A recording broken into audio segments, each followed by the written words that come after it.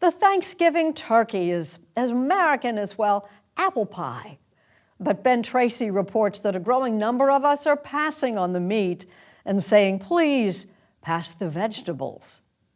Did you ever think you'd be making jackfruit tacos for your lunch? Honey, absolutely not. 4 years ago, I didn't think I would have been vegan. Who knew? If you were looking for someone to spread the gospel of plant-based eating, Ain't that something how life can change? Tabitha Brown would have been an unlikely messenger. What was the kind of food that you grew up on? Honey, I grew up on everything. I'm from North Carolina, child. I done ate a little bit of things I should not have eaten. A lot of fried food, a lot of pork and beef, chicken, of course. So what did you think of vegans?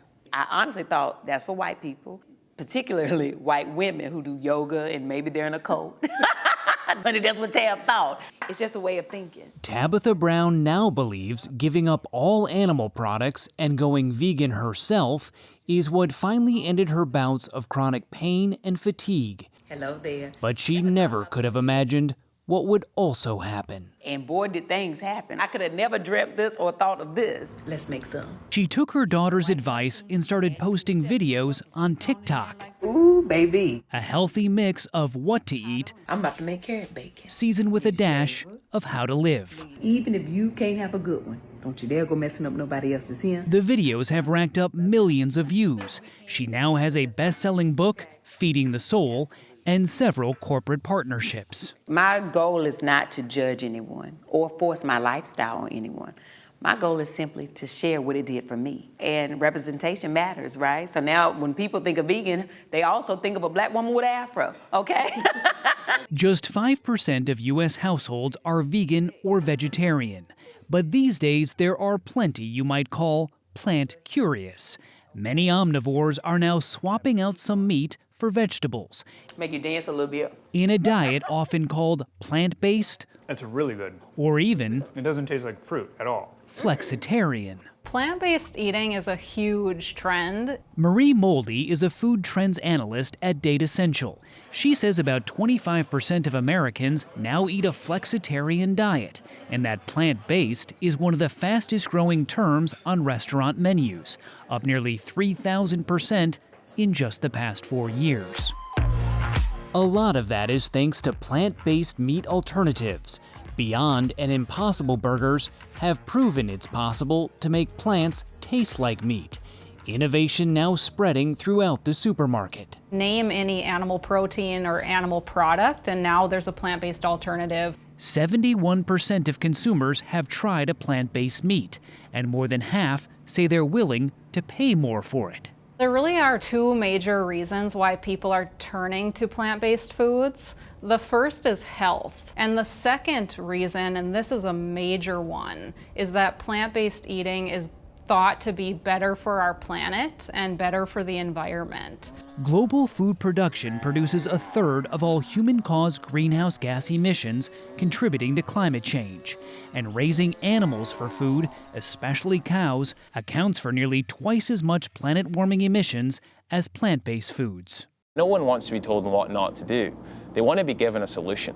Ross Mackay is the co-founder and CEO of Daring Foods, a company creating plant-based chicken products headquartered in California, far from Mackay's native Scotland. They kicked me out when I stopped eating Scotch beef.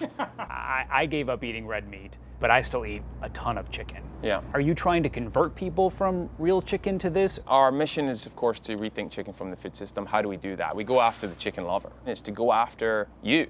The average American eats about 100 pounds of chicken every year.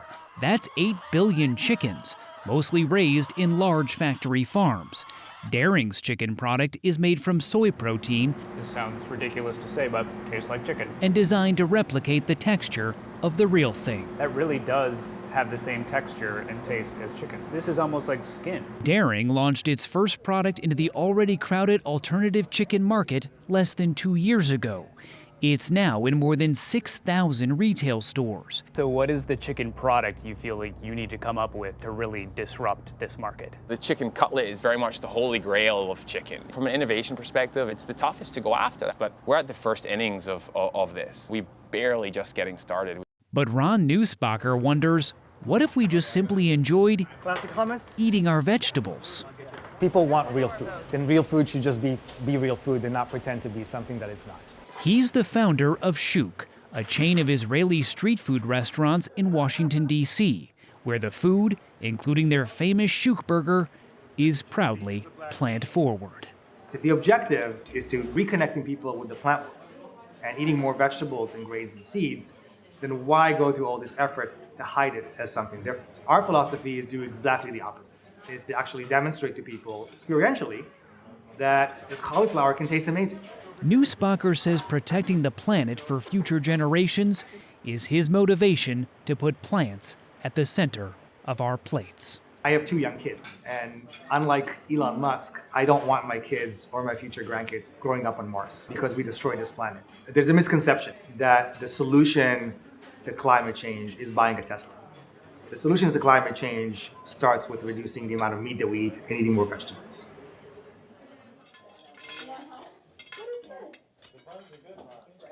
Dad, do you want some spaghetti?